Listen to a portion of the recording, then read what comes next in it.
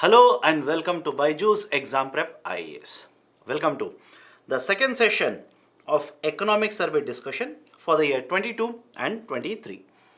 Now before I start the discussion, we have already completed half, or let's say a certain part of economic survey last week. If you have not seen it yet, please go back, have a look at it. And again, there is absolutely no need that you should have seen part 1 to look at part 2. Because as we have discussed last week, we are not discussing economic survey chapter wise, that is not required. We are going to discuss the economic survey sector wise. For example, last week we discussed concept of monetary policy, that is what is being covered under monetary policy in economic survey. We have discussed fiscal policy, we have discussed taxation, etc.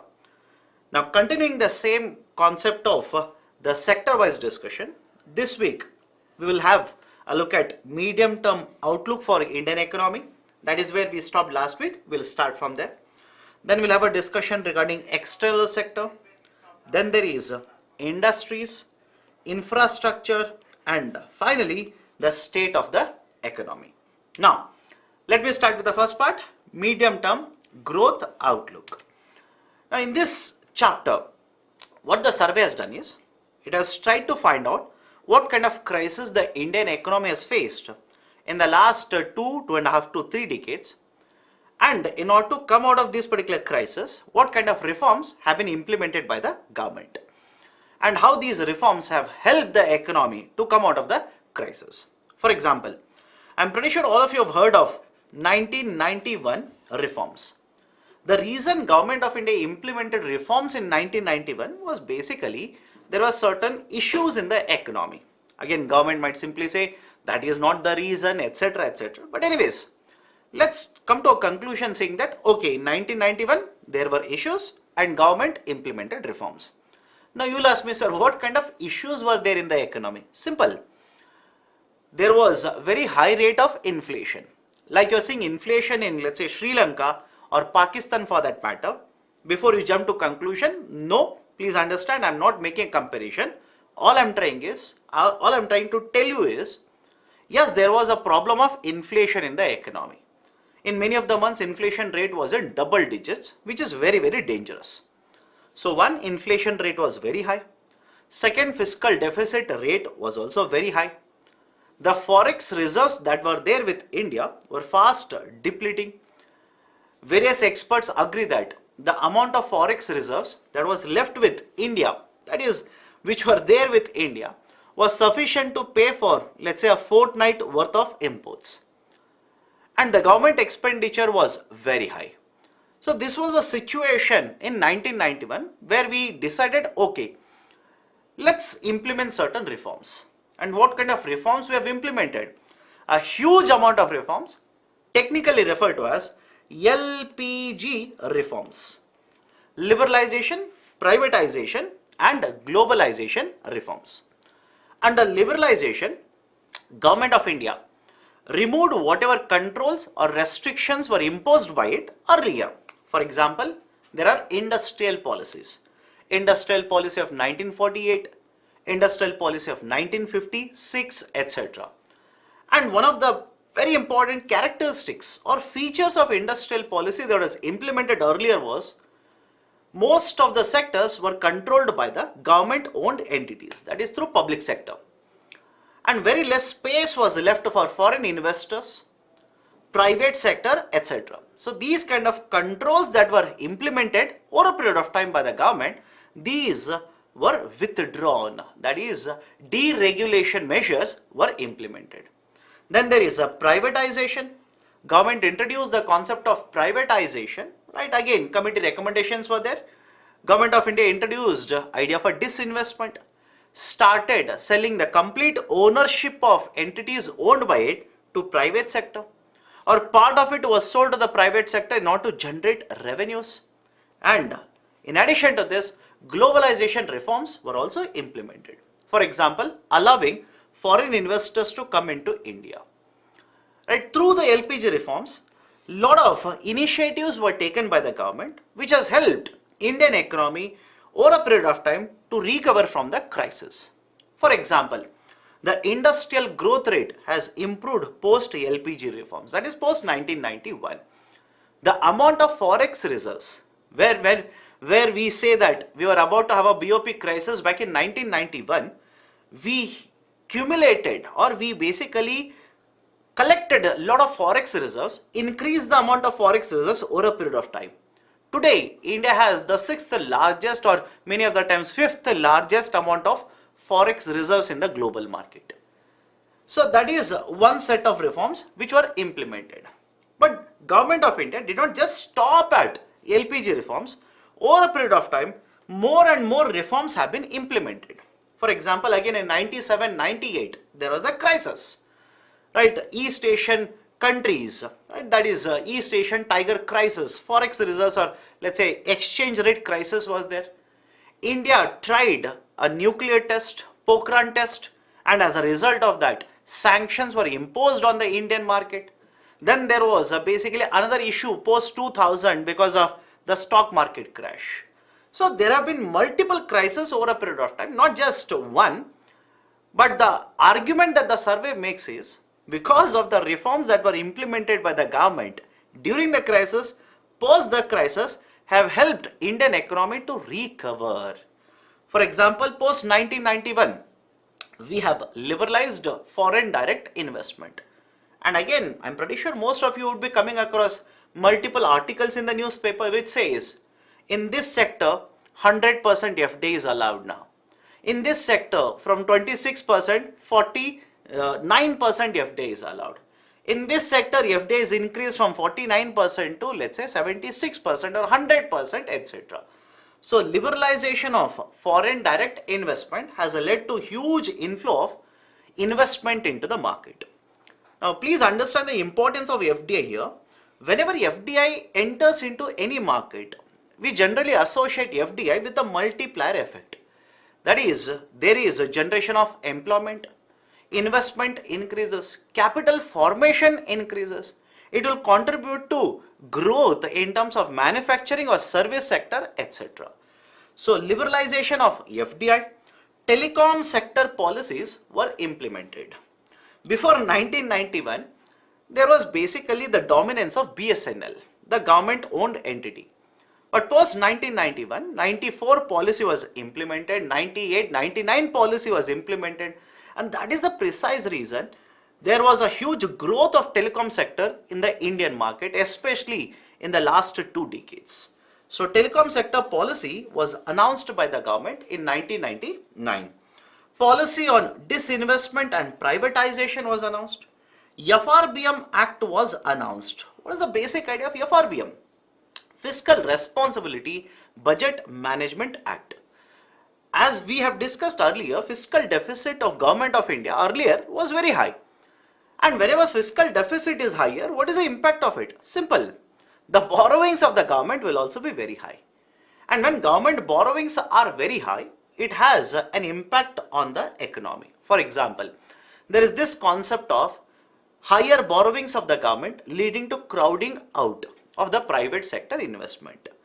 Higher amount of the fiscal deficit or higher fiscal deficit having an impact on the finances of the future or finances of the next government, etc. So in order to control all of it, FRBM Act was introduced and implemented in India. And as a result of this, we have been able to target reduction in the fiscal deficit. We have kept a target of reducing revenue deficit to 0%, FD to 3%. We have discontinued the concept of monetization of the deficit, etc., etc., etc. Although the targets were decided for 2008 and 9, later the targets have been revised. Even today, we are not able to meet the target of fiscal deficit of 3%. Again, having said so, please understand this. It's not that the Government of India doesn't want to meet the target. It's just that by the time they were about to achieve the target or were on the path to achieve the target, there was a global financial crisis back in the year 2007 and 8. And later after that, again there was one more crisis. And now pandemic has affected the finances of the government. So one after the other, the crisis or certain external events have forced Government of India to expand the target of achieving fiscal deficit of 3%, revenue deficit of 0% of GDP. Then there is a promotion of infrastructure. Later on again we'll discuss on this. Then there is also promotion of banking sector, and specifically in the banking sector, one point you'll have to remember, that is the banking sector is very relevant in the concept of capital formation. Because understand the idea here, capital formation means what? How much is the new investment that is going to happen from 1 year to next year? Some of you will say, sir, but what example you gave or what explanation you gave, that is a definition of rate of capital formation. Capital simply means assets. From 1 year to next year, how many assets you will keep on adding to the economy, that is called as rate of capital formation. But for the rate of capital formation to be higher, you need to ensure that one, savings are higher in the economy, and second, savings automatically will not go to the companies. You need somebody in the middle between the company as well as the savers. That is, all of us will save money. We cannot directly or we do not directly give the money to the companies, except let's say in the concept of bonds or shares. But generally what is the cycle here? We'll take the savings, keep it in the deposit, and the bank will utilize the money to provide loans for capital formation in the industry. So banking sector is also very relevant, very important. Now some of you will ask me, sir, if Government of India has implemented so many reforms, why is that certain crises have taken place? Why is that we have not been able to achieve a very high rate of growth? The answer to that is again given in the economic survey. The survey says that the amount of assets or the loans that were given for industries was very high. And as a result of that, when the external crisis took place, such as a crisis in USA, the impact was felt on the industries in India, because we are connected because of globalization. And because of globalization, the impact was felt on the Indian industries. The NPAs in the economy started increasing. And when the NPA increases, no doubt the banking sector will also be affected. But having said so, please understand the next point. Government of India as well as Reserve Bank of India in the last couple of years have taken a lot of reforms or have implemented a lot of measures. For example, Reserve Bank of India has implemented various reforms in order to, let's say, restructure the stressed assets, S4A for that matter. And the Government of India, for that matter, has implemented a very important reform such as Insolvency and Bankruptcy Code, which has been in force post 2016 in the Indian economy, as a result of which the issue of NPA, it's not very big today as it was earlier. I hope you understand my statement here. Even today NPA is a problem. I'm not saying NPA is never a problem, but all I'm trying to tell you is that compared to today, what is the issue of NPA? The problem of that is smaller compared to what it was, let's say, 4 years ago or 5 years ago. To prove that, even RBI has given the data. The gross NPA ratio or net NPA ratios have fallen to all-time lows, or let's say 7-year low and 10-year low in the Indian economy. Now, post 2014, what kind of reforms have been implemented by the government? These reforms can be classified under 4 heads here, and we'll look at all the 4 heads individually. One is, Government of India has invested a lot of money, right, to create public goods.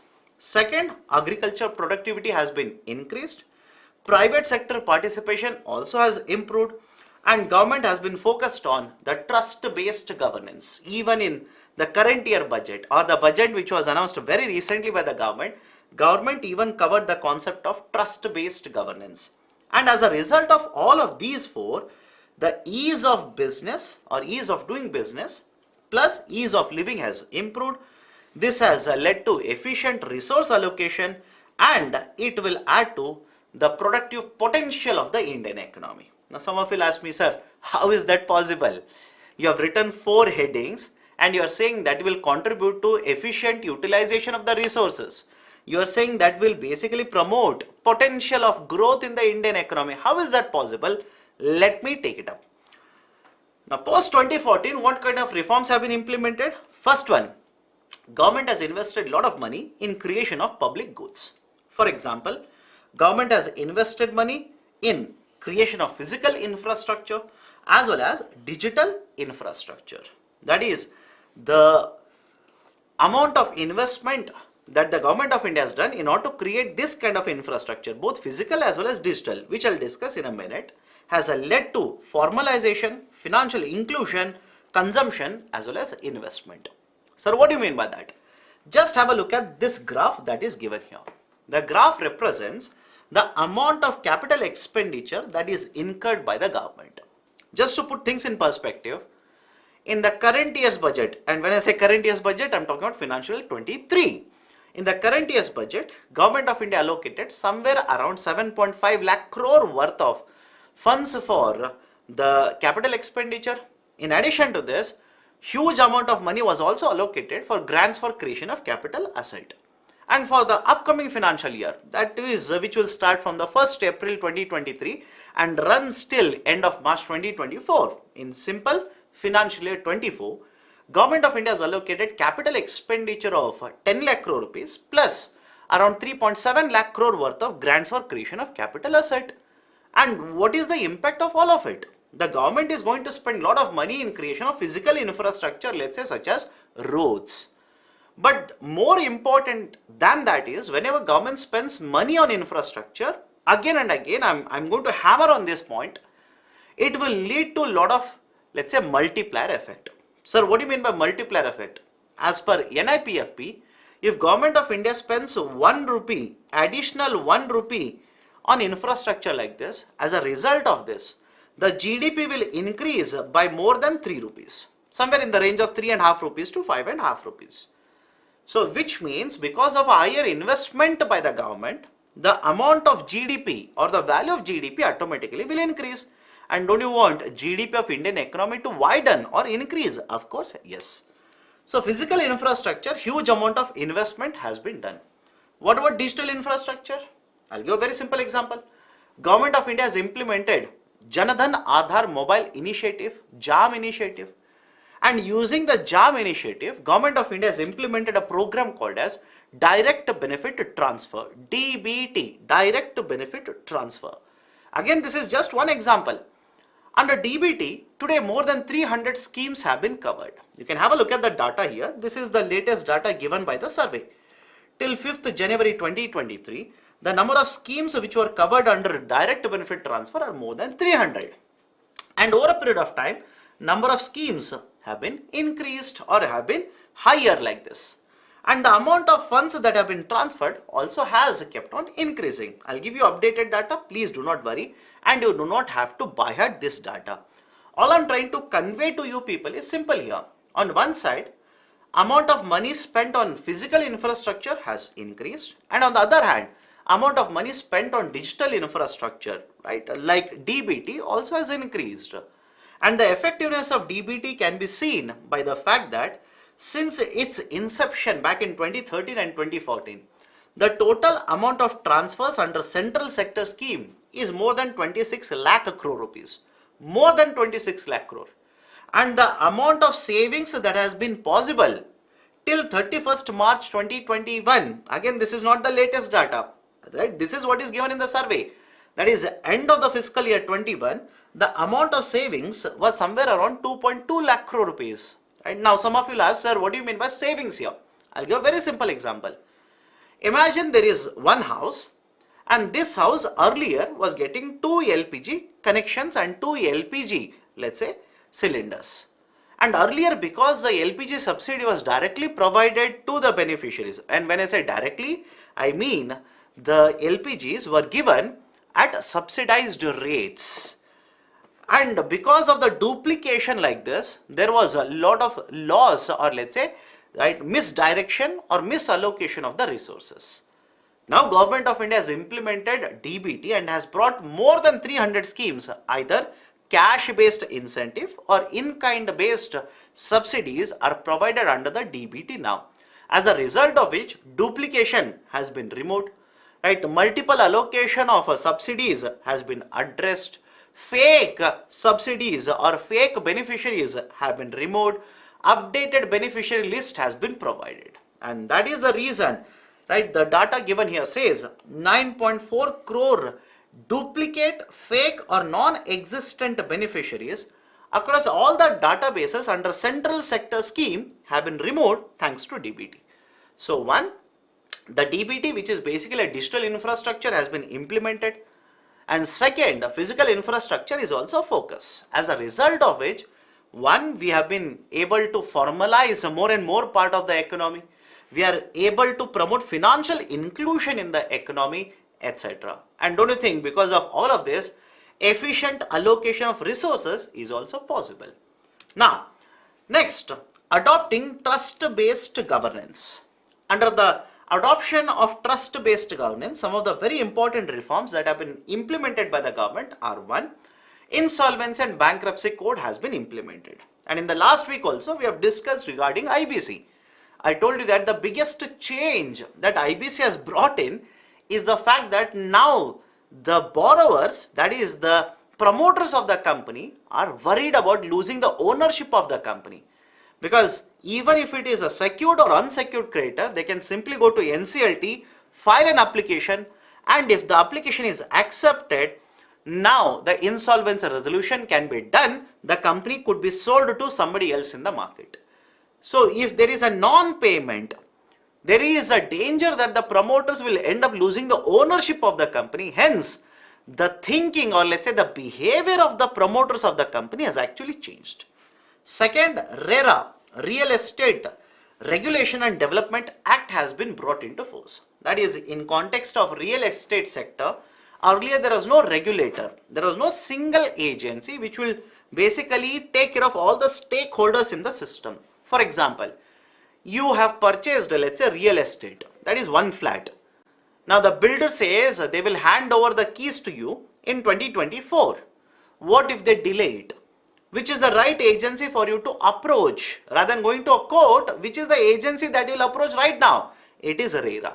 All the real estate developers are supposed to be registered. There is a mechanism how to accept money, how much of the money should be kept in the banking sector. If they want to change the plan of the flat, they are supposed to take your approval, etc., etc., etc.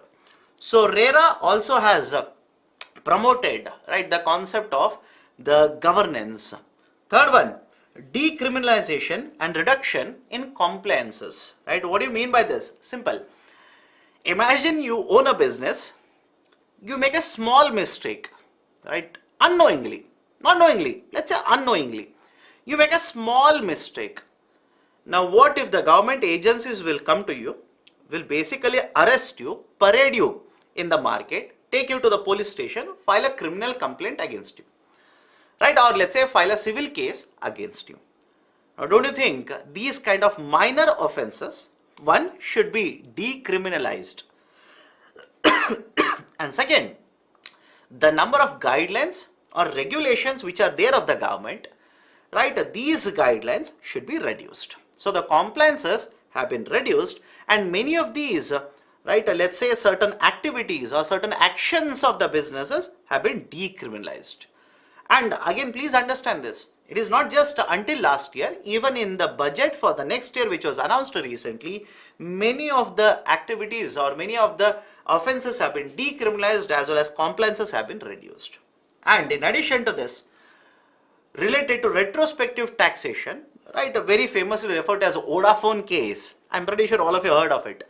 The provisions which led to the concept of retrospective taxation in India, those provisions, the application part of it has been withdrawn, right? Which means any cases, right, or any incidences of retrospective taxation before the implementation of the law or before the implementation of the respective provision, these will not be considered now. Only those cases that have taken place after the implementation of the law will be considered, right? So these are some of the very important reforms the government of India has implemented to promote trust-based governance between the government of India as well as the private sector.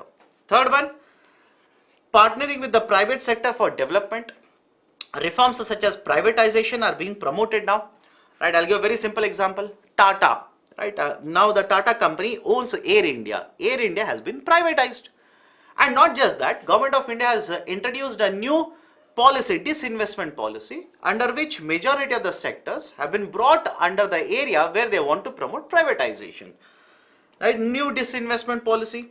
and various other reforms such as foreign direct investment, right, Atmanirbhar policy, right, as well as PLI, production linked incentive, etc. are being promoted by the government. Now, in addition to this, what about improving agriculture productivity? Agriculture sector has been one very important area for Government of India. For example, why it is important? For example, more than 45% of the working population is there in the agriculture sector, and somewhere around 17 to 18 percentage of GDP, right? Somewhere around 17 to 18 percentage of GDP comes from agriculture sector. And when I say more than half of the working population, again the numbers will vary. Generally, it will be more than 45%.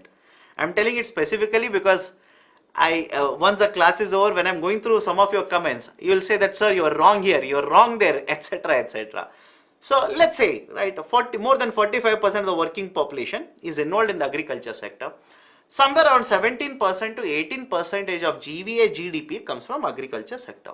And because agriculture sector historically has remained very much relevant for Indian economy, has connection to other industries as well, Government of India has been taking a lot of reforms to promote agriculture sector. Some of you will ask, sir, what do you mean by that? What reforms?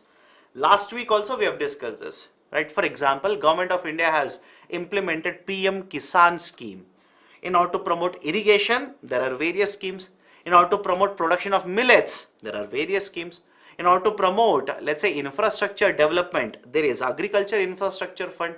You can find a scheme, at least one scheme in every part of, right, the agriculture sector. And as a result of the reforms that have been implemented, the agriculture sector for the last 6 years on an average has registered a growth rate of 4.6%, which is very, very good considering we have just gone, or we have just crossed the years where we had a pandemic also. So these are certain very, very important points. As a result of all of this, right, let me go back to that first slide. As a result of all of these 4 reforms, a set of reforms, don't you think there is efficient resource allocation which will lead to higher potential growth of the Indian economy? Now finally, right, what is the growth prospect for the next couple of years, that is the next 7 to 8 years from 23 to 30? The survey says economy, that is Indian economy, is much better placed today compared to pre-pandemic. If you talk about Forex reserves, if you talk about employment, if you talk about investment, if you talk about situation of the banking sector, etc., Indian economy is much, much better placed today. And that will definitely help in higher investment, higher growth of the Indian economy. The gains from formalization, financial inclusion would definitely drive the growth in the coming days.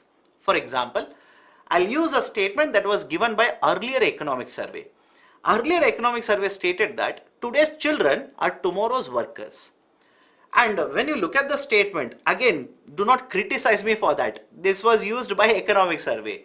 And some will say, sir, how inhuman you are. No, I'm not inhuman. I'm basically talking like an economist. Imagine today's children, you will provide very good education to them, good health care for them, or let's say good nutritious food for them. You will provide them a skilling. Don't you think they will become much more productive in the future? That is what I'm trying to say here. And if you look at the total amount of investment that is done by the government in healthcare sector in the last couple of years, in providing, let's say, the benefits to the right beneficiary using DBT, the social sector investment or expenditure in the last 4 to 5 years, you will realize that definitely yes, because of all of these reforms, there is a huge potential, or there is leveraging of this by the Indian economy in the next couple of years. Government skilling reforms will also add to the growth potential of the economy, and diversification of global supply chain is also a very important opportunity for us. Now, many of you will ask me, sir, what do you mean by this? Simple. During pandemic, the supply chain in the global market were disrupted. Imagine you are a country which is dependent on the raw materials from China, and because of the wave of pandemic, one after the other wave in the Chinese market, the production of the raw material is affected, which means your access to inputs is also disrupted. Now, rather than being dependent on one market, now there is a very, very famous policy which is being followed by multiple MNCs, that is China plus one strategy. And because India has a huge, let's say, labor available, Government of India is promoting ease of doing business. It is implementing reforms to attract FDI, etc. There is a potential for Indian economy to leverage this policy and attract investments. So that is the meaning of the last point here. So these are certain very, very important aspects related to the economic growth potential for the Indian economy. Next, external sector. Right? What is the issue about external sector? Let's understand from, let's say, historical context. And when I say historical context, let's go back 2 or 3 years in the history. Now, if you just go back in the calendar, or go back in your time, in a memory, 2 years ago or 3 years ago, there was an issue of pandemic, that is in 20. Then 21, 22, the pandemic subsided, at least in Indian economy. And now, because of various issues in the international market, again there are concerns. China, there is a concern of one more wave of the pandemic, although it is recovering now. In Western market, now there is a concern about inflation. USA is worried about inflation, unemployment rate, although again I'll repeat it. Recently, the data indicates that there is good recovery happening in both of these markets as well. So understand the logic here. During the pandemic, the global supply chain disrupted. India's exports were affected. India's imports were also affected. And after the pandemic,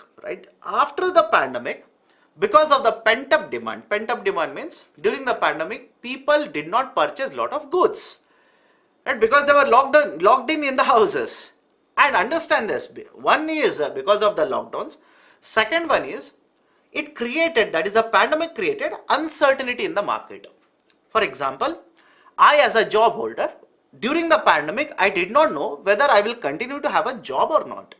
And as a result of this, I started saving a lot of money, did not consume, or did not use a lot of money for consumption purposes. So after the wave of the pandemic started receding, what will I do? Now I'll start purchasing a lot of goods and services in the market. And that is good for Indian economy because we want to produce more and more, export more and more. Now have a look at this. Growth in global merchandise trade, actual as well as forecast. Now don't worry about the forecast here, look at the actual. You will realize that during 2020, because of the pandemic, the volume as well as the value of the trade or value of the merchandise trade in the international market took a hit. Very rational, took a hit. But as the impact of the pandemic started receding, as the lockdowns were removed, people started traveling from one region to another region. People started consuming a lot of goods and services. Now you will see because of that, the value of the trade as well as the volume of the trade, both of them have increased. Both of them have increased. But recently, again because of various issues, such as let's say the pandemic wave in China, or for that matter, let's say the issue of inflation in the USA, unemployment rate in the USA, or for that matter the inflation in UK, etc. All of this, again there is a concern that the volume of the trade in the international market would be affected. Now some of you will ask, sir, agreed, why should I read it? Agreed, whatever you said I understood it, but why should I read it? For a very simple reason, look at the variation, look at the connection between the trade between, or let's say the connection between trade that is done by India with the global market. That is, in the context of the global market, the total value of the trade that is done back in 1990 was around 40% of the global GDP. And India's trade was basically around 20%. And over a period of time, you'll see that as the trade in the global market keeps on increasing, you will also see that the same kind of a movement is observed in case of India's trade. And whenever there are crises, in the international market, for example, the crisis back in the year 2007-8, it has also affected the trade in the Indian market. And because now there is a concern that in the international market, because of the USA, etc., there could be certain impact on the international trade, there is also concern over what could happen to India's trade. Just to give you a glimpse of it, please read as to what has happened to the January trade data. Just have a glimpse of it. Do not by heart it. Just have a glimpse of it. You will realize that some of the factors that have led to slowdown in exports from India are very simple. USA market is under pressure now. In the UK market, there is a lot of pressure. For India, the European market as well as the UK market, these are very, very important because we export a lot of goods and services into these markets. And because of higher inflation, higher unemployment rate, rising interest rate by the central bankers there, our exports also are taking a hit. Right? So that is the reason you will have to be very, very careful about this. Next, now in order to promote trade, what has the government of India done in the last couple of years? What has the government of India done? First one, government has introduced a scheme by the name of Interest Equalization Scheme, IES, Interest Equalization Scheme. Now basic of Interest Equalization Scheme, right? Understand the basic point here. If you are an exporter, you will take a loan, agreed? Right? Export credit. And when you take a loan, you will have to pay a certain rate of interest. Now the concern is that when you pay a rate of interest, what if that rate of interest is competitively higher? Competitively higher means a similar producer of the product in another country will take a loan but at a lower rate of interest, which means you are at a disadvantage already compared to him or compared to her. Don't worry about it. So the argument here is Government of India says, I will provide certain relief to you. How? I will pay part of the interest. Whatever export credit you are taking, part of it I will pay it. Thereby ensuring that the burden of the interest on you is lower, cost of production would be lower and your exports would be competitive. That is Interest Equalization Scheme. And very recently Reserve Bank of India has announced that this will be continued to be implemented till 2024. That's point number one. Second one is remission of duties and taxes on export products. That is RODTEP. Now what is this basic idea of RODTEP? Simple. Earlier we had MEIS scheme, Merchandise Exports from India scheme. And the issue with merchandise exports from India scheme was that other member countries of WTO dragged India to WTO, filed a complaint at dispute resolution body or dispute settlement body saying that India, despite being a signatory of, let's say, agreement under WTO, that is subsidies and countervailing measures, has continued to provide export linked subsidies. And as a result of that, right, let's say contention, the dispute settlement body found that India was actually violating the agreement on subsidies and countervailing measures. So Government of India has withdrawn MEIS, suspended SCIS and has introduced one more scheme by the name of RODTEP now, Remission of Duties and Taxes on Export Products. Under RODTEP, whatever your products have incurred in the form of local taxes, what do you mean by that? Imagine you are an exporter, you have produced certain goods and on the goods you have paid certain local taxes, state taxes as well as central taxes which are not refunded to you. Now some of you will ask, sir, right, how do you say the taxes are not refunded to me? I'll give a very simple example. There are many of the commodities which are covered under GST, and if these are covered under GST, by default you will get input tax credit. But what if I'll ask you a very simple question. Think of it. What if you purchase, let's say, petrol?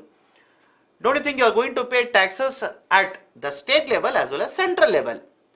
Do you have GST on petrol? Right? Absolutely no. In fact, Finance Minister in today's newspaper and yesterday's newspaper, it is there. If the states agree, we will have GST on petrol and diesel. But as of now, is it there? Absolutely no.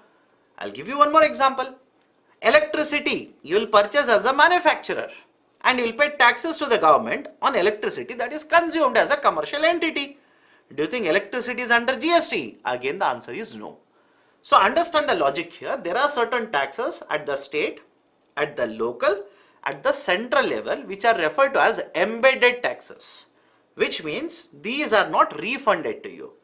And when these embedded taxes you will bear in the form of, let's say, buyer now, you want to export the product, which means the price of the product would be higher, you would be exporting the taxes as well. In order to ensure that the burden of taxation will not be transferred like this, taxes will not be exported like this. A concept of zero rating of exports has been brought in, and RODTEP will help you to achieve that. That is, whatever embedded taxes you have paid will be refunded to you, will be given back to you, thereby ensuring that the exports are zero rated. Third one, Krishi Udan scheme. Very important. Very recently, even the government of India stated that this is a very successful scheme. We will basically expand it. We will cover more and more airports under this. Now, what is the idea of a Krishi Udan scheme? Let's start with a very simple example. Imagine a farmer is sitting in one of the regions in India. And one of the regions, let's say Northeast, because even government of India talks about Northeast in relation to this scheme. They have produced certain fruits. Now, can you imagine if those fruits are brought through roads or railways through southern part of India for sales purposes? Just think of it. Do you think by the time they reach to any part of South India, they'll be fresh? Right? There'll be loss of quality. How do you address it? How do you ensure that the farmers will get better returns? How do you ensure that the perishable products will be transported very, very fast? That is where the Krishi Udan scheme has come into place. Right? Government, by implementing this scheme, will ensure that the certain commodities which are perishable in nature will be transported from one region to another region very, very quickly. Now, some of you will say, but sir, it will become very costly. Government says, some of the charges that will increase the cost of these commodities, we will ensure that these will not be collected. For example, whenever an aeroplane will land on particular airport like this, certain charges are imposed and collected. And because the aeroplanes are paying the charges, they will obviously transfer it to any goods or any consumer who are going to use the aeroplane services. Now, what if Airport Authority of India will waive off those charges? Don't you think cost of transportation automatically will come down? That is an important component of Krishi Udan scheme. Then there is a trade infrastructure for export scheme under this TIES, right? Basically TIES, trade infrastructure for export scheme. Government of India will provide incentive for the state government agencies for development of infrastructure which will help in promotion of exports. And finally, districts as export hubs or ODOP, one district one product scheme.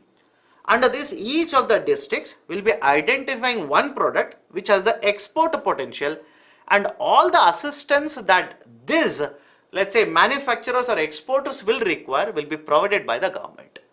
And these are some of the initiatives that have been taken by the government in order to promote more and more exports from India. But in addition to this, you'll also have to write Government of India is continuously negotiating and signing free trade agreements. Multiple free trade agreements are under negotiation. Multiple free trade agreements have already been signed by the government in the last 1 year, which are already under implementation. For example, India-Australia Trade Agreement, India-UAE Trade Agreement. Don't you think if Government of India signs multiple of these trade agreements, automatically the trade between India and rest of the world will be improving? Is it not an initiative to promote more and more exports from India to rest of the world? Now, apart from this, let's focus on the BOP now, balance of payments. And whenever you talk about balance of payments, you'll have to talk about certain important components such as the current account. What about the remittances? What about, let's say, the coverage, right? That is import coverage, etc., etc. So let's start. What about the current account? Just have a look at the graph here. Do not by heart it. Not required. Do not by heart it. Because by the time you write the exam, this graph becomes outdated, right? More and more data will get added. But what is the general observation here? Right? The general observation is the current account balance, that is current account deficit or surplus. The current account balance for some of the quarters was in positive, and in some of the quarters has been negative. That is, we have seen current account surplus, we have seen current account deficit as well. But traditionally, if you talk about India, traditionally there has been generally the concept of a current account deficit. For a very simple reason, India imports a lot compared to exports. Right? Simple. The value of imports that we do is much higher compared to value of exports. And that's a precise reason there's a trade deficit, and that's a precise reason why there is a current account deficit. But again, having a current account deficit is not necessarily bad. Remember that as well. It's not necessarily bad. Why? India being a net import dependent country, that is, we are dependent on imports such as crude oil, such as activated pharmaceutical ingredients, such as let's say solar panels, automobile components, etc. Because we are dependent on the import, these imports will keep on coming into India. But only concern regarding the trade deficit and current account deficit is, one, many of the times current account deficit has gone very near to 3% of GDP, and that's a dangerous number. Why dangerous? Generally we say somewhere around 3%, less than 3% is okay, not very good, is okay, manageable. But if the current account deficit crosses more than 3%, 3.5%, these are dangerous numbers. Why? The basic idea of a current account deficit means what? The amount of dollars which are coming into India are smaller compared to amount of dollars which are going out of India. Simple. Dollars are coming in, dollars are going out. If the dollars going out is higher compared to dollars coming in under the current account, it's called as a deficit. Now the concern is that to what extent can you keep on financing current account deficit? Because there is only limited amount of dollars that are available with you under the, let's say, the Forex reserves. If you keep on having and expanding the current account deficit, from where will you get the Forex reserves to finance the current account deficit? That's a cause of concern. Right, so please have a look at it. Please do not by heart it. Right, UPSC will not ask you this. Apart from this, within the current account itself, there is a concept of invisibles. Remember this. There is this idea of invisibles, right? What do you mean by invisibles? Which you cannot see. Now some of you will say, great, anything that I can't see, can I put it in invisibles? Please have a look at it. Current account, generally there is merchandise, that is goods. And the remaining, for example, let's say foreign investors have invested in India in form of bonds, etc. And when they have invested, will they earn interest on it? Of course, yes. So when they earn interest on it, this basically we'll call this as, right, let's say income, right, income earnings. I'll give you one more example. Imagine you are basically going to USA, and after every month that you are there in the USA, let's say for the next 6 months, you will keep on sending money to your spouse, to your children, or let's say some of you will say, sir, I'm too young to have children. Let's say your parents then, right? At least to your parents you will send remittances, or your siblings then. So remittances is a very important component, right? In addition to this, services, which are intangible, invisibles. So generally when you talk about invisibles, there are three components: services, right? That is incoming of services and exporting of services. Then the remittances coming in, going out, and then there is basically the income earnings, right? Coming in as well as going out, right? So these are certain very important components. Please have a look at it. Now, should you buy at the trend? Should you buy at this particular trend? Absolutely no. But what is important? Please remember this. If you look at it, you will see that the blue color dot or blue color solid part of the bar graph is always in positive. What is it? What does it mean? Service imports are there, service exports are there. But the service exports value is greater than service imports, which means there is a net earnings because of the services. What about remittances? Right, what about remittances which are counted a part of transfers here? There is also a net remittances, that is a positive net remittances. In fact, I'll show you a graph here. In the context of India, India is the largest country in terms of recipient of remittances. In fact, for 2022, as per World Bank, the amount of remittances in India for the first time ever is going to cross more than $100 billion. Largest in the world. And the first time we are going to cross $100 billion. Now some of you might be thinking, great, what is the use of it? Agreed, what is the use of it? Simple. Earlier we have discussed concept of current account deficit. You need dollars. If there is a huge amount of a trade deficit, from where do you get the dollars from? Because of these remittances, Forex reserves are there and surplus under the capital account. This is generally how you try to address the issue of trade deficit that India faces. Right, so remittances are very, very high. Right, service earnings are also very, very high. Whereas incomes, there is a net outflow because of higher investment flowing into India. Now, apart from this, right, top 10 recipient of remittances in the global market. India will be the highest. India will be the topmost. Please remember this. UPSC can ask you this question. Right? Can be asked. Please be very careful. And what is the source of this? Simple, like I've already mentioned, World Bank report. Now, apart from this, right, what about the BOP balance as well as the Forex reserves for import cover? Now, what is the meaning of this table or the graph that is given here? If you remember earlier, I told you, we generally have a trade deficit. We have, let's say, the deficit in the current account. Now, the concern is, if there is a deficit agreed, how much Forex reserves you should be having. I hope you understand. How much Forex reserves you should be having.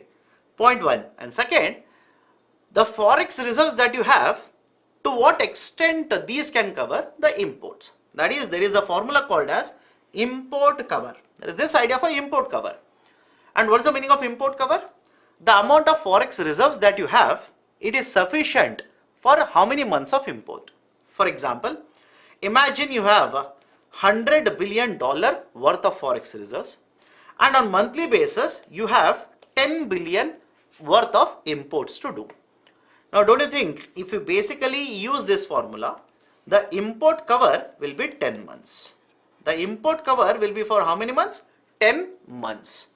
Now, generally agreed, understand this, generally internationally agreed practice is that if you have more than 3 months of import cover, more than sufficient. But is there any proof why it is 3 months, why not anything more than that? Even economic survey says no proof for it.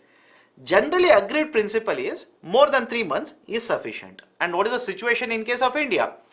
Please make a note of this. As the Forex reserves have taken a hit and the value of imports also have increased, the number of months for the import cover is somewhere around 9 to 10 months now. Earlier it was more, it has fallen to around 9 to 10 months. Right, agreed standard in the international market is 3 months, ours is around 9 to 10 months. But apart from this, there is also Gidati-Greenspan rule. Remember this, Gidati-Greenspan rule. And this Gidati-Greenspan rule simply says that sufficient Forex reserves are the one wherein the amount of Forex reserves are sufficient to address or suffice, right, the short-term debt of a country.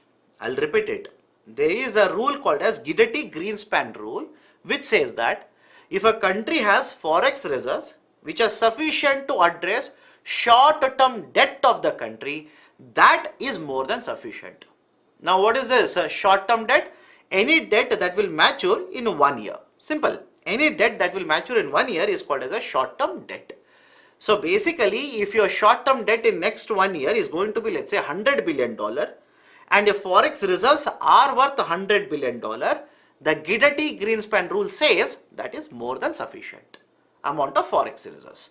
Remember those 2 points, you can use it in the UPSC mains examination, and this concept of Gidati-Greenspan rule can be asked in the preliminary examination as well. Now, if you compare India's Forex reserves in the international market, where do we stand? As per this graph, India's standing is somewhere around 5th. And again, this ranking will keep on changing. You do not have to by heart, because by the time you write the exam, because of various factors, this ranking could have already changed. Right? So these are certain very important aspects of balance of payments. Next sector that I'll be discussing is the concept of industries. Now, before I start discussing the reforms, because in industries, what is important is just reform. What the survey says is, due to pandemic, everything goes back to the pandemic itself. Due to pandemic, services sector in India was affected, and right, industries were also affected, no doubt. But right, because of the recovery plus the reforms that have been implemented by the government, recovery in Western markets or other markets, plus reforms implemented by the government of India in India, plus the measures which have been taken by Reserve Bank of India, specifically let's say targeting MSME sector or providing right cheaper credit to some of these right, let's say industries, etc. Because of all of these reforms, the industrial productivity is recovering.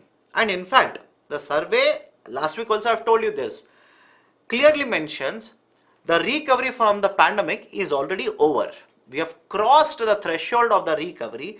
Our recovery is complete now. You do not have to be worried about the impact of the pandemic. We have recovered completely from the effect of the pandemic. Now the question arises, in order to promote recovery in these industries, what reforms were taken by the government? And some of the reforms that were implemented by the government are here. First one, Government of India implemented PLI, Production Linked Incentive. Very important, very often cited in the newspaper. Now, what is the basic idea of a production linked incentive? Initially, we tried to cover 3 industries or 3 sectors. Now it has been expanded to 14 sectors.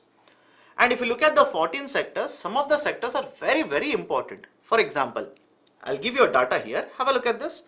Production linked incentive in auto components manufacturing. Production linked incentive in ACC, Advanced Chemistry Cell. Very, very important. Sir, why very, very important? I'm pretty sure all of you heard of electric vehicles, EVs, electric vehicles. One of the reasons the EVs cost is so high in India is because of the batteries, battery packs. They will simply use the term battery packs. Right, and these battery packs, because these are not manufactured in India, these are imported into India, cost is very, very high. Government of India says, how about promotion of manufacturing of the battery packs within India? Right, I hope you understand this. How about promoting the manufacturing of these battery modules or battery packs within India? Generally, you will see that there are cells which are stacked one upon the other. Right, if you imagine, right, let's say 5 rupee coins. These are called as cells. So you will keep 5 rupee coins one upon the other, right? There will be one row, one stack like this, right? So cells are individual 5 rupee coins, and when you keep one row, this is called as one cell. And multiple cells will be put together like this. You will have a battery module, and we import battery module. Most of the cost, or let's say one of the very important cost component within electric vehicle is a battery module itself. So rather than promoting, or let's say rather than importing this, why don't we promote the manufacturing of this in India? That is one very important sector that is being covered. So auto components as well as ACCs, very, very important sectors being covered under PLI. Now what was the objective, or what is the objective of PLI? Simple. Government of India says, we will promote investment in the domestic market, promote manufacturing mind you, reduce import dependence, create lot of jobs, and promote exports from India. I hope you understand this. Right? I'll repeat it again. Promote investment, reduce import dependence, promote manufacturing, employment, and exports from India. So these are some of the very important objectives under the production linked incentive. And initially, like I said, we covered only 3 sectors. Now we are covering 14 sectors under PLI. And what has been the benefit because of this? What has been the outcome? As per the survey, till 31st December 2022, more than 700 applications have been approved under PLI. Around 47,500 crore of actual investment has been made under this. Production or the sales of 3.85 lakh crore rupees of eligible products has taken place under this, and around 3 lakh jobs have been created because of PLI itself. So this is the evaluation of production linked incentive scheme that is implemented by the government. In addition to this, in order to promote consumption of electric vehicles, because I am discussing electric vehicles here, in order to promote the consumption of electric vehicles, government also has implemented FAME 1 and FAME 2. Right? Very, very important. Please understand this. FAME 1 and FAME 2 initiative or scheme. FAME simply stands for faster adoption. Faster adoption and manufacturing of electric vehicles, electric and hybrid vehicles. FAME 1 has been implemented for a duration of 5 years from 2014 to 2019. And now we are in the process of implementing FAME 2 from 2019 to 2024. In fact, some of you will ask me, sir, why are you focused so much about FAME 1 and FAME 2? if you're reading the newspaper, you will realize that very recently, two things have happened. One, Government of India alleges that, right, that is Ministry of Heavy Industries, alleges that some of the manufacturers have basically imported certain components from international market, but while claiming the incentives from the government, have claimed it saying that they have sourced the component from the domestic market. Because understand this, under FAME, whenever you want to get access to incentives, cash incentives, that is very, very important. Unlike, let's say, RODTEP, unlike MEIS scheme, where scripts were issued by the government, under FAME 1 or FAME 2, government provides cash incentives. That's very, very important. And that's a feature of PLI also. So understand the logic here. Government of India says some of these, right, let's say companies have basically reported saying that they have procured these goods from the domestic market, raw material or components, because there is a condition called as local content requirement. And now government says they have lied. They have lied to us to get incentives from us. So we are going to recover it, right? So that has been one of the issues. And government also under the FAME initiative has told the state governments to procure more and more buses, electric buses. Right, so there are a lot of discussions, there are a lot of concepts associated with FAME initiatives. Please be very, very careful. So budget outlay for this is 10,000 crore rupees. It is expected to support 1 million two-wheelers, 0.5 million three-wheelers, 55,000 cars and 7,090 buses. And this is also very important. Why, I'll tell you. Lot of electric vehicles have been sold in the last couple of years in India.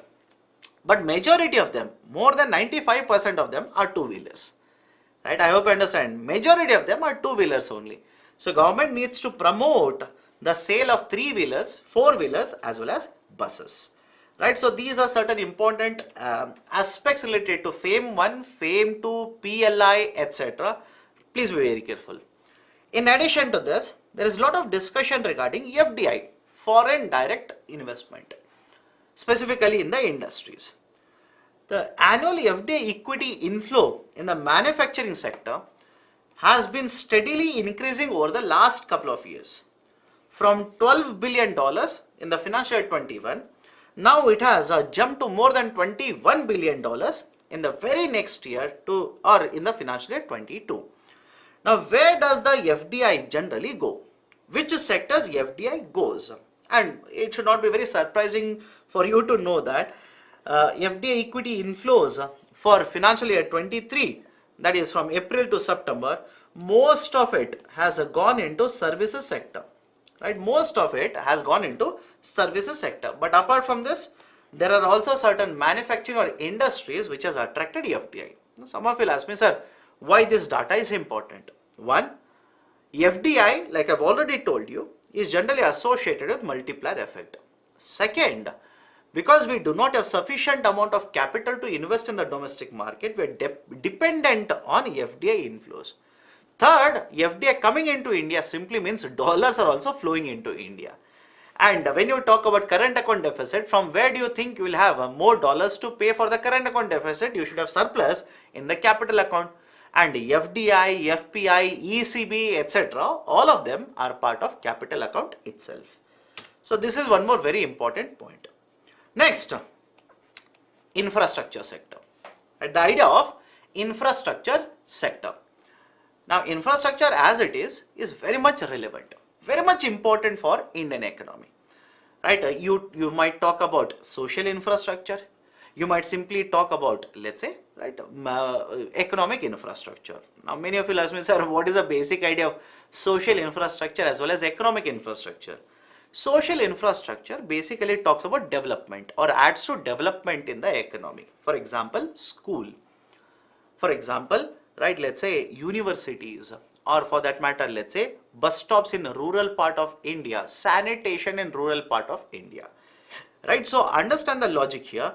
Infrastructure, whenever it is aiding the development in the society, we'll call this as simply social infrastructure. But if you talk about, let's say, ports, right, or let's say airports or national highways, etc., all of that is economic infrastructure. And Government of India, right, especially in the last couple of years, has been promoting more and more development of infrastructure sector. For example, in case of, let's focus on certain important parameters within infrastructure now. Government very recently has been promoting lot of PPPs, public-private partnerships. In principle, approval has been provided for more than 50 projects with the total cost outlay of more than 57,000 crore rupees under the VGF scheme between 14-15 and 22 and 23. Now, first and foremost, sir, should I remember the number of projects? Answer is no. Just remember that more than 55,000 crore worth of projects under VGF, under PPP have been approved by the government. Now, many of you will ask me, sir, what do you mean by this VGF here? You have written something called as VGF. What do you mean by that? VGF simply stands for Viability Gap Funding. VGF, I repeat, Viability Gap Funding. The basic idea of Viability Gap Funding is any project which is preferred economically, right? Which is basically required for the economy, but there are concerns over the feasibility, financial feasibility of the project. That is, financially the project may not be viable, but economically the project is required. For example, imagine you want to construct a road, but your concern is, I am investing 100 crore rupees. Will I be able to earn sufficient amount of revenues from the project or not? That is your concern. So in that case, you might simply, because you have a doubt, you might simply decide not to invest in the project. You might simply back out of the project.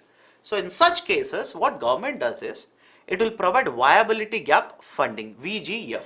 Generally, again understand this, generally whenever you talk about VGF, and even if you read about VGF, they'll say that 20% will come from the center, or up to 20% will come from the center, and another up to 20% will come from the sponsoring agency or a sponsoring ministry, state government, etc. But please understand, when you are talking about PPP here, you are talking about PPP. For PPP, there is a VGF scheme which has been extended by the government very recently for a couple of more years. Under the latest VGF scheme for PPP, there are two types of sub-schemes, sub-scheme 1 and sub-scheme 2. Now, you do not have to by heart which of the projects will fall under the sub-scheme 1 and sub-scheme 2. The argument is very simple. Under sub-scheme 1, around 60% of the total project cost will be given to you, up to, I hope you understand this, up to 60% will be provided to you, right, under the VGF sub-scheme 1. And under sub-scheme 2, under 80% of operational cost will be provided to you, or capex will be provided to you, right, under the sub-scheme 2. Right, so these are certain important points regards to promotion of public-private partnership. Second one, NIP, National Infrastructure Pipeline. Now, what is this National Infrastructure Pipeline? There are two types of pipelines here. Some of you will be confused. Follow this carefully. Government of India earlier first approved the concept of National Infrastructure Pipeline, which will be implemented till 24.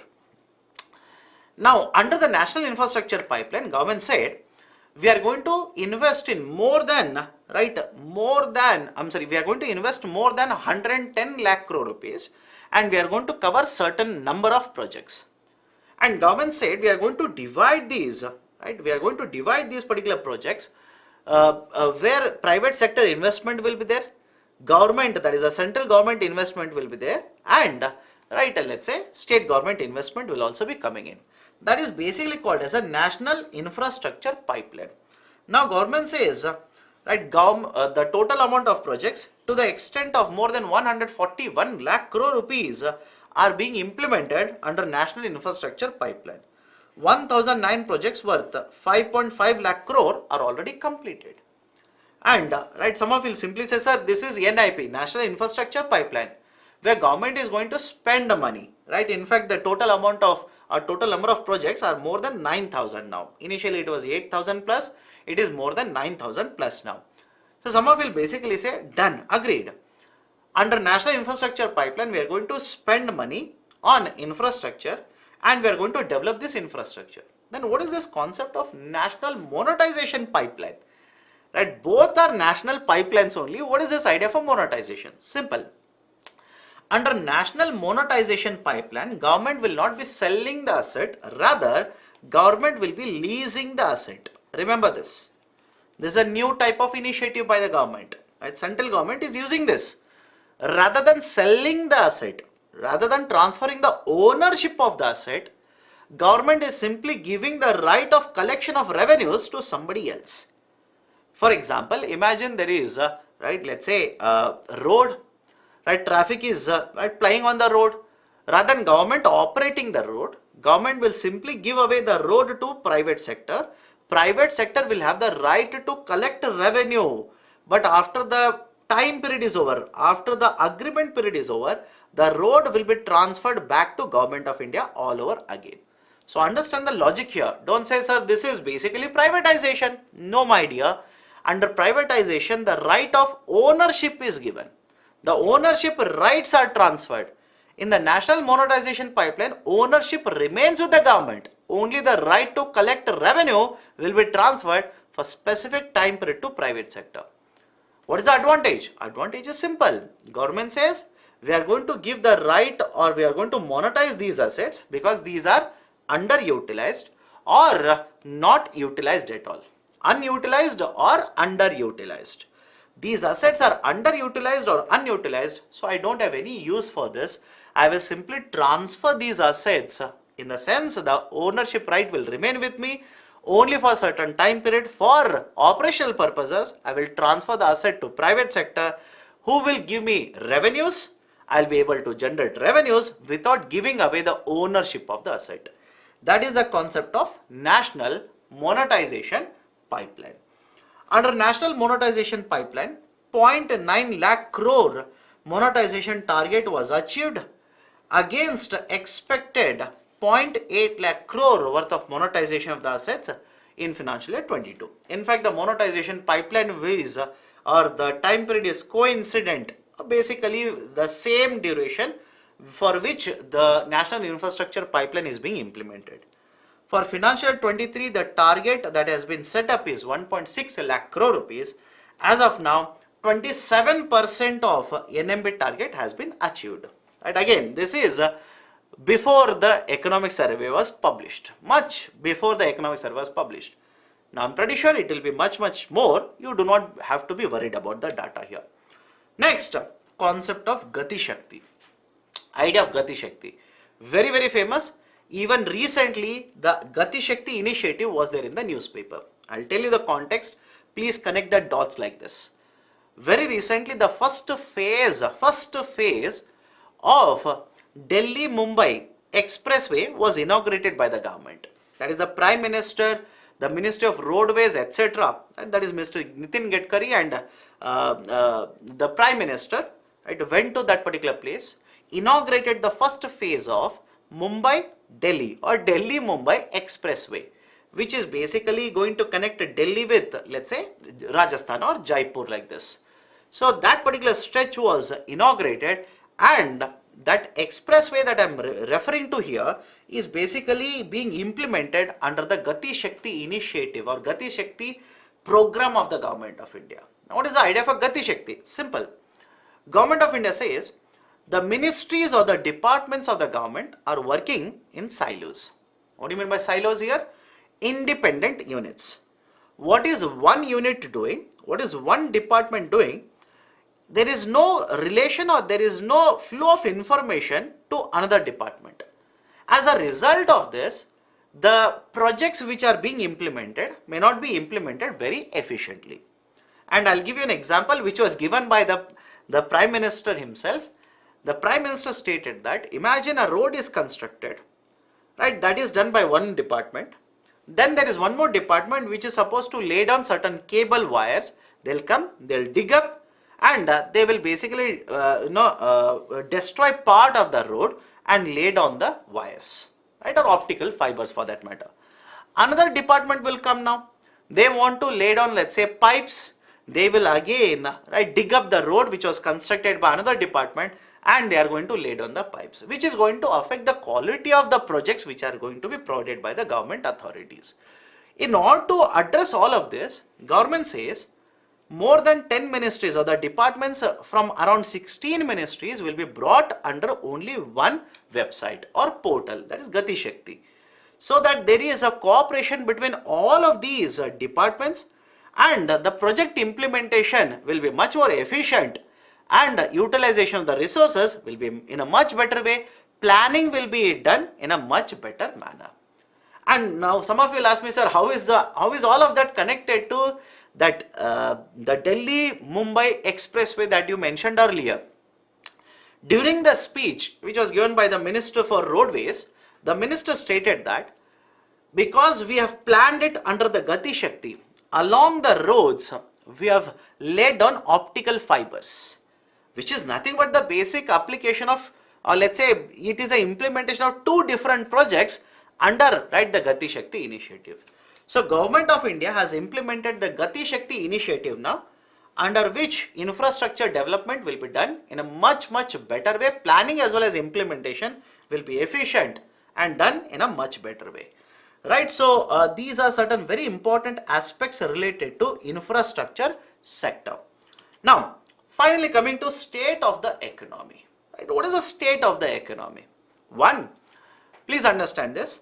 The government capex has been increasing. It has been rising. And as we have discussed last week as well as this week, please make a note of this. The government capital expenditure is very important. You cannot deny that. It is very important. Point number one. Second, during 19, 20 and 21, we faced the issue of pandemic. Now, I am trying to tell you why this capex is important, why this is relevant. During the 2021 etc., there was a pandemic. And whenever you have pandemic, what you generally observe is the private sector investment will go down. The private sector, because they are running behind the profits, they will simply stay away from investing in the market because there is a slowdown or because there is a recession.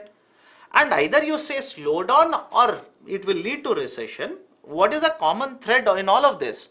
The demand in the market will be very low. And when there is a lower demand in the market, private sector is not going to take a risk by investing more and more in the market. Now that is where the concept of pro-cyclical policies and counter-cyclical policies will play a very important role. And what is the basic idea here? Whenever government policy will basically intensify the situation in the economy, it is called as a pro-cyclical policy. And government policies will act against or will reduce the intensity in the economy, that is called as a counter-cyclical policy. For example, imagine there is very high growth in the economy, demand for goods and services is very high. What does it mean? Private sector investment generally is higher, incomes of the people is generally higher, right? In that particular case, if Government of India, right, have a look at this, Government of India also increases its expenditure, right, don't you think that will lead to inflationary trend in the market? Because the overall expenditure, money supply in the market goes up, that will lead to inflationary trend in the market. Now, apart from this, what if government also reduces the tax rate? That is, income tax rates are reduced by the government. Don't you think that will also contribute to inflationary trends in the market? So whenever income tax rate is reduced, expendable income increases, the demand for goods and services goes up, that will add to inflationary trend in the market, which means government is intensifying the situation in the economy.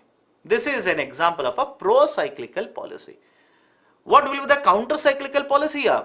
Government will reduce its expenditure. Government will increase its expenditure. Government, just make a correction here. During high growth, I'm talking about high growth here. During high growth, government should reduce its expenditure, increase the tax rates, right, so that the demand will be controlled. There is no overheating in the economy. Right? That is a counter-cyclical policy. Now, right, during 2021, do you think Indian economy had very high growth rates? Indian economy was attracting a lot of private sector capital expenditure or private sector investment? Answer will be no. Right, during 2021, there was a concern about the pandemic. There was a slowdown, there was a recession, etc. And have a look at this. Even if Government of India had withdrawn its expenditure or had increased the tax rate, don't you think that would have been, right, a pro-cyclical policy? That is, during pandemic, When the demand is already very low, government will increase the taxes, further collect more and more income from you, thereby reducing the amount of disposable income in your hands, right? Or reducing the expenditure, right? Nobody is going to invest in the market, thereby intensifying the recession, maybe snowballing into depression in the market. And that is where you will have to remember this. That is where this particular component is very, very important. Government of India during the pandemic ensured that it will spend more and more in the market. It has increased its expenditure. Now, what is the problem related to this? The objective is simple here. There is a requirement, there is a need for a counter-cyclical policy. So I will increase the capital expenditure, increase the money supply, increase the demand, which will promote recovery. And that is a basic objective. But what is the problem with this kind of a rising expenditure of the government? The problem with rising expenditure of the government is its fiscal deficit will be higher. Its fiscal deficit will be higher and the debt of the government will also be higher. And please understand this. This problem of higher fiscal deficit as well as the debt is not just applicable for the central government. Even the states have suffered because of it. Right? Last week we have discussed this. Last week we have discussed this again. And the fiscal deficit of the states has expanded during the pandemic. Fiscal deficit of the center has expanded during the pandemic. At one point of time, we were targeting fiscal deficit of 4.4%, 3.9%. Suddenly the pandemic hit us and the fiscal deficit of Government of India ballooned to more than 9%. And now we are targeting a fiscal deficit of 6.4% for current financial year. So fiscal deficit was higher, debt of the government is also higher. So the overall debt or general liabilities, overall liabilities of the center as well as the state is around 90% of GDP, 90%. That's a very high number, we need to reduce it. But no doubt, this is one factor that you need to keep your eye on. Second one, inflation has been under control, at least, right? Don't say, sir, but in the month of January this has happened, or for the month of January this has happened, etc., etc. If you look at the performance of Reserve Bank of India, I'm talking about performance of Reserve Bank of India because some of you will ask, sir, why RBI? Why are you talking about RBI here? The argument is in 2015, in 2015, we brought into force Monetary Policy Framework Agreement, MPFA, Monetary Policy Framework Agreement. And as a result of the Monetary Policy Framework Agreement, we are supposed to keep the inflation under control. How much? 4%. We are supposed to keep the inflation at 4%. Again, sir, what inflation? CPI. Headline, CPI inflation. That is a nominal anchor now. So RBI is supposed to maintain inflation at 4%. Now question is, has RBI been successful? Right? Has RBI been successful? RBI report itself says that if we look at 5-year duration, that is from 2016 to 2021, the inflation rate in India, that is CPI headline inflation rate, has been around 3.6%. I hope you understand. Has been around 3.6%, which means no doubt inflation in the Indian economy has been under control. Now what happened before that? If you look at the 5-year data, before 2016, inflation rate was above 4.5%. So no doubt inflation has been brought under control. What about last 2 years? Yes, definitely yes, inflation has been a cause of concern. For example, last year, if you look at the calendar year, starting from the January till the end of October, inflation rate constantly was beyond 6%. I repeat, inflation rate was constantly beyond 6%. Right? And that is the precise reason Reserve Bank of India has kept on increasing the interest rates. And in the last 5 to 6 monetary policy reviews, if you take the sum total of all the hikes in the interest rate, the total interest rate hike done by RBI is around 2.5%. Right? It's around 2.5%.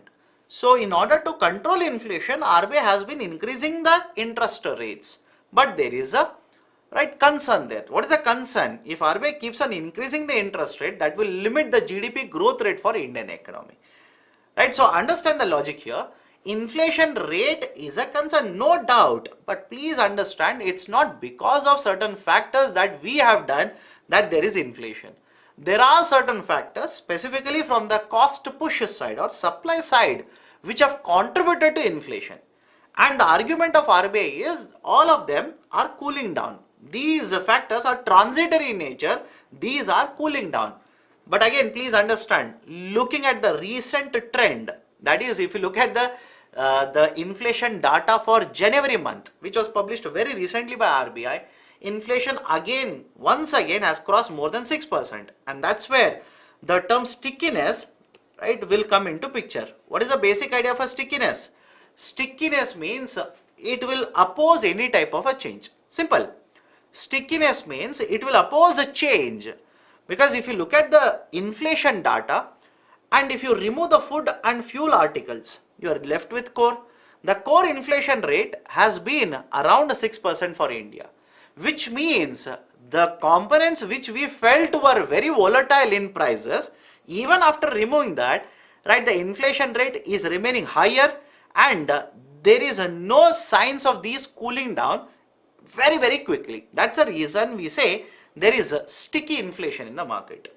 So inflation is under control, at least for the last couple of years it has been under control, but very recently, again like I said, because of certain cost push side, supply side factors, it has gone beyond the control. And finally, right, the survey says the GDP growth rate for the Indian economy, right, is around 6 to 6.8%. Around 6 to 6.8%. Many of them have said in the range of around 6.4 to 6.5% for the financial year 24. Right, for the financial year 24, it will be in the range of 6 to 6.8%. So these are certain very important factors related to the state of economy that the economic survey discusses. And as already mentioned, I've told you this very clearly. The survey states that the recovery in the Indian economy is already over. Right, whatever is the impact of the pandemic, we have recovered from that. Now it is the time for the Indian economy to leverage various initiatives that have been implemented by the government during pandemic and even after the pandemic, and grow at a very faster pace in the coming days. Right, so these are the various aspects of the economic survey that I wanted to discuss with you people, the survey for the year 22 as well as 23. Now before I wind up, here are the very important points. Should you read the survey from the first page to last page? Answer is simply no. Please don't do that. It's waste of your time. Second, budget document plus survey, you will have to look at both of the documents. Especially if you're an aspirant who has taken economics optional, please be very careful with survey documents. Right? It has been seen, it is the trend in UPSC to pick up questions from survey and ask them in the UPSC mains examination, specifically economics optional paper. Underline that. Sir, I am only writing for GS paper 3 economy. I am afraid of economy. I have not taken economics optional. Stick to the basics in economic survey. Beyond that, please do not by heart graphs. Do not by heart data, because by the time you write the exam, the data will be outdated for you. So that's it from my side regarding the coverage of economic survey for 22 as well as 23.